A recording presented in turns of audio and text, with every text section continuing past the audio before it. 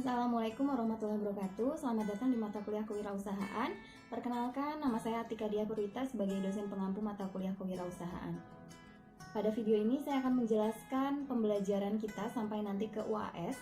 Jadi kita ada 8 materi, namun akan saya padatkan menjadi 6 pertemuan.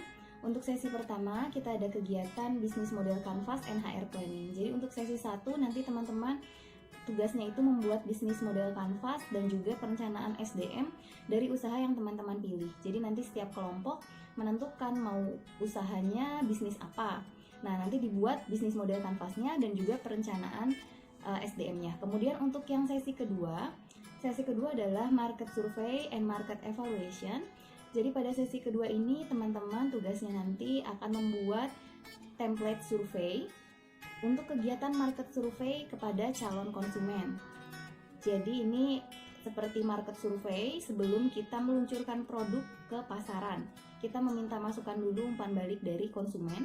Kemudian market evaluation, jadi setelah kita mendapatkan umpan balik, maka kita melakukan adjustment atau penyesuaian terhadap produk yang kita tawarkan, baik itu berupa barang maupun layanan atau jasa. Apa yang perlu kita perbaiki sebelum betul-betul kita luncurkan ke pasar massal. Kemudian untuk yang ketiga, sesi ketiga, teman-teman akan membuat risk analisis atau analisis resiko dari usaha yang telah teman-teman pilih. Jadi nanti usahanya itu sama dari sesi 1 sampai terakhir, mulai dari dibuat BMC-nya sampai ke terakhir yaitu soft launching. Jadi tadi kita sampai ke sesi 3 ya, sesi 3 membuat risk analisis. Kemudian untuk sesi 4, di sesi 4 teman-teman akan belajar membuat branding. Jadi di sini teman-teman betul-betul merencanakan brandingnya itu mau seperti apa, kemudian menyasar segmen yang mana, lalu seperti apa packagingnya, atau misalnya mau ditambahkan logo maupun tagline tertentu. Nah, ini dikemas saat sesi yang keempat yaitu branding. Kemudian untuk sesi 5 yaitu marketing communication. Jadi di sini teman-teman berlatih bagaimana mengkomunikasikan, memasarkan produk maupun layanan yang teman-teman tawarkan kepada calon konsumen. Jadi tugasnya membuat video pemasaran. Kemudian untuk yang keenam, soft launching, yaitu soft launching online shop pada salah satu e-commerce di Indonesia.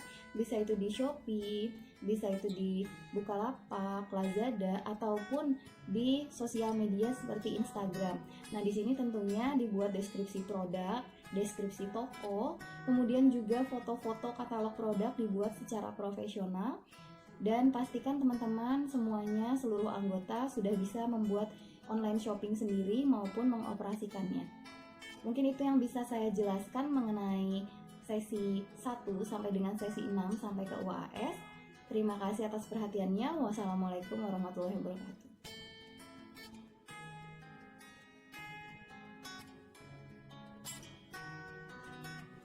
Baiklah, kita masuk ke sesi 1 yaitu bisnis model Canvas NHR Planning. Bisnis model Canvas ini dibuat untuk bisa mengembangkan usaha yang kita jalankan, untuk bisa memiliki model bisnis yang tepat di dalam menghadapi bisnis ke depannya. Nah, di dalam bisnis model Canvas sendiri itu ada 9 streams. Yang pertama dimulai dari customer segment. Customer segment ini adalah kepada siapa teman-teman mentargetkan produk maupun layanan yang akan teman-teman tawarkan. Jadi di sini teman-teman spesifikkan siapa sih calon konsumennya, siapa calon pelanggannya. Misalnya anak-anak, atau untuk remaja, atau untuk orang dewasa. Kemudian bisa lebih spesifik lagi, apakah itu untuk ibu rumah tangga, ibu bekerja, atau untuk laki-laki usia muda maupun usia dewasa, rentang umurnya bagaimana, kemudian untuk pendapatannya seberapa, itu bisa didefinisikan di customer segment. Kemudian yang kedua adalah value proposition. Value proposition ini adalah nilai yang kita tawarkan di dalam produk maupun layanan yang kita berikan kepada konsumen. Jadi di sini merangkum solusi. Kelebihan dari produk kita itu apa? Itu didefinisikan di value proposition. Kemudian yang ketiga itu adalah revenue streams. Revenue streams merupakan apa yang kita dapatkan dari usaha ini. Misalnya dari hasil penjualan retail kita mendapatkan keuntungan. Kemudian ada juga bisnis yang kita mendapatkan keuntungan selain dari penjualan adalah dari menyewakan atau persewaan. Itu juga kita masukkan di revenue streams. Artinya potensi-potensi pendapatan atau uang keuntungan itu dari kegiatan apa saja di situ, dimasukkan di revenue streams. Kemudian yang selanjutnya adalah channels. Nah, channels di sini adalah di mana sih kita bisa menjangkau atau kita bisa mengenalkan, menyampaikan value proposition dari produk kita ini ke customer segment.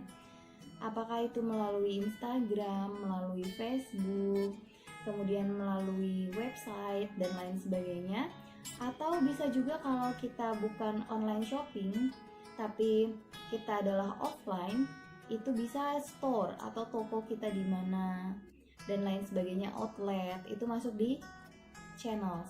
Kemudian yang selanjutnya adalah customer relationship. Nah, di customer relationship ini adalah bagaimana perusahaan kita dapat menjalin dan memperkuat hubungan dengan konsumen. Nah, ini lebih ke customer service. Misalnya, jika calon konsumen belum betul-betul mengetahui produk apa yang cocok untuk mereka bisa berkonsultasi dengan kita. Nah, ini melalui apa? Bisa melalui chat WA ataupun melalui email. Nah, ini terkait dengan customer relationship. Kita juga bisa di dalam customer relationship ini membroadcast misalnya tentang tips-tips yang berkaitan dengan produk yang akan kita tawarkan maupun memberikan product knowledge kepada konsumen. Yang selanjutnya adalah key activities. Key activities ini merupakan kegiatan-kegiatan apa saja yang harus kita jalankan di dalam bisnis kita.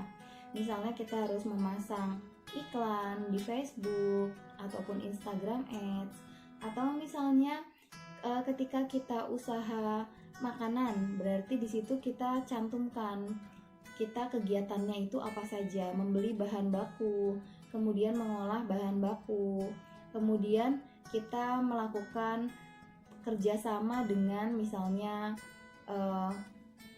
supplier dan lain sebagainya. Kemudian kita melakukan penjualan dan lain sebagainya. Nah, seluruh kegiatan-kegiatan kunci itu dicantumkan di key activities ini. Jadi apa sih yang kita lakukan setiap hari di dalam menjalankan usaha kita, semuanya aktivitas itu dimasukkan di key activities. Kemudian yang ketujuh adalah key resources. Key resources ini merupakan sumber daya kunci yang dibutuhkan untuk menjalankan bisnis kita. Misalnya sumber daya kunci kita apa? Itu tentunya itu akan berbeda dari satu bisnis dengan bisnis lainnya. Misalnya bisnis kita tentang jasa konsultasi, tentu saja key resources kita merupakan para pakar maupun ahli yang kita rekrut di dalam perusahaan kita. Tapi beda lagi kemudian dengan misalnya kita usahanya adalah usaha pakaian atau desain pakaian dan lain sebagainya, butik, maka key resources ini bisa berupa bangunan, outlet, kemudian bisa juga berupa kendaraan dan lain sebagainya. Lalu yang kedelapan adalah key partners. Key partners ini merupakan partner bisnis yang terlibat di dalam bisnis kita, baik itu supplier, marketer, kemudian distributor, dan partner-partner lain yang terkait. Lalu yang kesembilan adalah cost structure. Nah, cost structure ini berisi saat menjalankan kegiatan usaha kita itu membutuhkan pengeluaran atau biaya untuk apa saja. Misalnya untuk beriklan, kemudian untuk biaya logistik, transportasi, kemudian untuk gaji pegawai, biaya perawatan gedung dan lain sebagainya, itu kita masukkan di cost structure. Nah, setelah teman-teman membuat bisnis model Canvas, teman-teman buat HR planningnya. Jadi di dalam sebuah usaha tentunya terdapat pembagian job desk dari masing-masing orang. Jadi setiap orang kita posisikan, misalnya satu kelompok itu ada 6 orang. Nah, dari 6 orang ini posisinya sebagai apa saja di dalam usaha ini. Nah, selain untuk job position, teman-teman juga cantumkan job description-nya. Nah, jadi di sini teman-teman belajar bagaimana pengorganisasian sumber daya manusia pada usaha yang masih di level entry level atau masih di level awal. Nanti untuk penjelasan lebih lanjutnya akan saya tulis di dalam description box. Untuk mekanisme penilaian, setiap kelompok itu menilai kelompok lainnya, tetapi tidak bisa menilai dirinya sendiri. Misalnya kelompok 1, maka kelompok 1 memberikan penilaian untuk kelompok 2 sampai kelompok 6, dan di situ diperingkat.